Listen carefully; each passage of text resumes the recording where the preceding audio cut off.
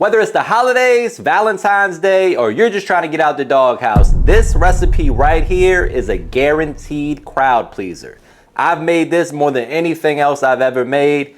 This is my recipe for braised short ribs. Meet me in the kitchen, let's make it happen. All right, people, very classic flavors here, but I'm gonna give you guys some chef pro tips, ways that we do it in the restaurant industry, the ways that I've done it on food tours, all that good stuff, so you can replicate it and make it at home.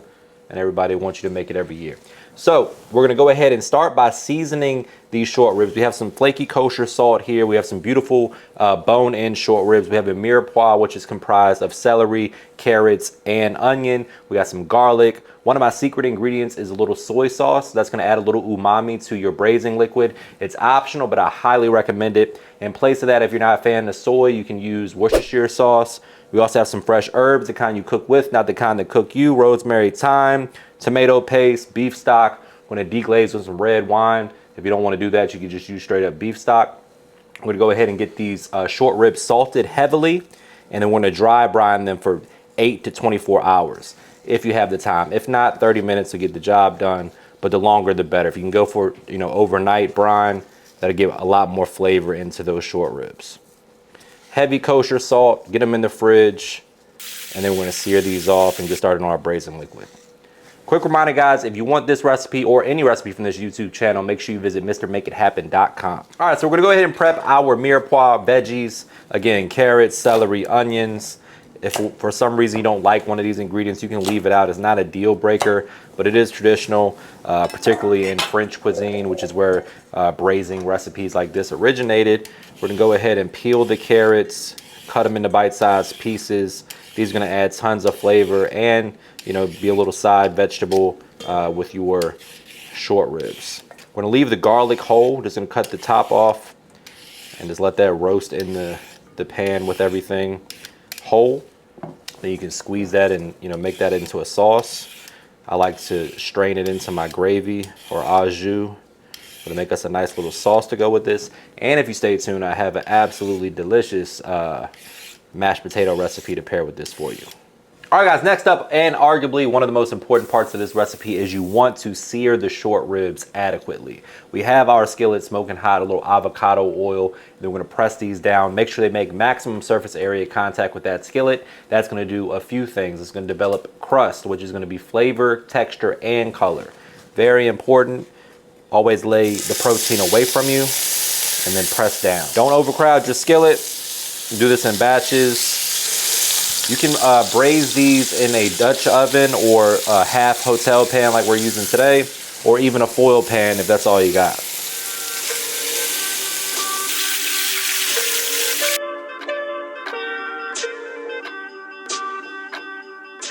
All right, so that is the reason why we only use salt initially, because we don't want all of this to burn up. If you use a lot of other seasonings, they have a tendency to burn, and then you gotta clean out your pan. We're gonna go ahead and add in our veggies now, going in with the garlic, our celery, onions, and carrots. Then we're gonna deglaze with the red wine after we add a little Dijon mustard and some tomato paste. You really wanna work that tomato paste in there, that way it can toast a little bit. That's gonna enhance the flavor before you deglaze the pan. Immediately the house is smelling amazing once that garlic hits that skillet. Just begin toasting the veggies a little bit. Then I'm gonna make some space for my tomato paste. About a quarter cup of tomato paste going in. And a tablespoon of Dijon mustard.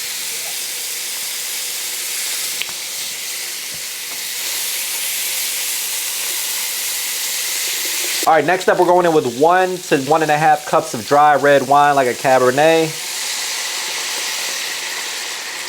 We're gonna let that come up to a boil, cook off the alcohol, add the rest of it, why the hell not? We're here for a good time, not a long time. Get that up to a boil, let the alcohol cook off, then we're going in with the beef broth, then we're gonna season this to taste. You want this to simmer for a good 15 to 20 minutes. Build the flavor, make sure it's as flavorful as possible before we add it, because that's what's gonna really make these short ribs special. We're gonna go ahead and really work on this, get it seasoned properly, add it to our pan, cover it with foil, pop it in the oven for about 3.5 to 4 hours or until the short ribs are fork tender. Now, as far as seasoning goes, we're going in with a little bouillon. You can use beef or chicken. This is really just to enhance the flavor, add a little MSG, which is gonna be, you know, delicious as always. If you don't like that, you don't have to add it. Then I like to add a tablespoon of brown sugar just to balance the acidity from the Dijon mustard and the red wine. And then I'm gonna season it heavily with my all-purpose seasoning, which is basically a blend of salt, pepper, garlic, onion powder, things of that nature. Use whatever seasoning you like. We're also gonna add in some fresh herbs, rosemary and thyme, plenty of it. Gonna season this to taste. Taste as you go, adjust the flavor to your preference. Once it's right where you want it, we're gonna add it to our short ribs, cover it in foil tightly, pop it in the oven. All right, guys, nothing pairs better with short ribs than some delicious mashed potatoes. And I'm gonna show you guys a real special version or recipe today. For my folks out there that don't like blue cheese, you're about to get pissed off. We got some melted butter, 2 cups of heavy cream going in. We're gonna add some buttery garlic pepper seasoning, some dried herbs if you have them, or some fresh herbs if you have them, a little AP seasoning, and then some blue cheese or gorgonzola cheese. Again, optional. You could substitute this with Boursin if you're not a blue cheese fan. Even if you're not necessarily a blue cheese fan, it tastes great in the potatoes. You don't really get a pungent blue cheese. It just adds a little background note that's really nice. And it pairs really nicely with this red meat on the short ribs. So optional, but I'm going blue cheese today. If you want to substitute, use Boursin garlic and herb. Gonna mix that in. Then start to add in our blue cheese. About a 1/2 cup or so. And just let the residual heat melt that blue cheese, season to taste, and we're gonna pour this over our potatoes that we're gonna mash, mix it together until you get the consistency that you want, and you have some delicious mashed potatoes. All right, guys, after the short ribs are absolutely perfectly tender, we're gonna go ahead and remove the foil, pop them back in the oven for about 5 or 6 minutes, just to brown them up a little bit, get some caramelization and some texture on the outside of the short rib. After that, we're gonna strain all that delicious liquid that we braised them in, and we're gonna use that to make this gravy.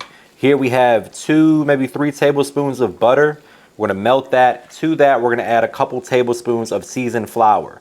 Now, if you don't have my seasoned flour, just use regular flour and season it to taste. We're gonna add this seasoned flour to that butter, effectively making a roux, at which point we're gonna cook that for, you know, a minute or so, cook that raw flour taste off.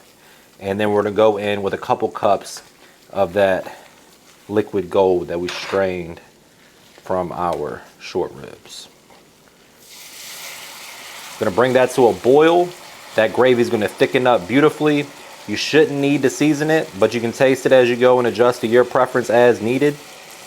And then we're gonna pour this on top of our short ribs when it's time to plate them up with those mashed potatoes.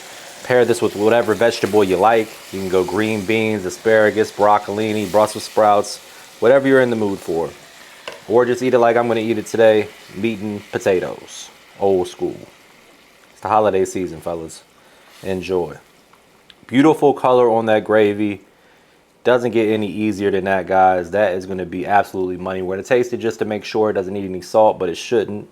And then it'll be time to plate this up. Quick reminder, guys, you can get this recipe and all of my recipes at MrMakeItHappen.com. And this is the part where I say, brace yourself for a trademark money shot. Say it with me, guys. Looking good. The only thing left to do is dig in for the taste test. But before we do that, please take a quick second to subscribe to the channel. Make sure you hit that bell to enable notifications as well. All right, people, I found my fork, but I might not need it. These look absolutely tender, falling off the bone, delicious. The gravy came together nicely. We got that blue cheese mashed potato to add a little extra element to the party. I can't wait to dig in. Before we do that, quick reminder that you can find this recipe and all of my recipes at MrMakeItHappen.com. Now, let's see. What young folks say? Tenderism. All right, let's get in there for a taste test. As you can see, just falling apart. Beautiful. Here we go.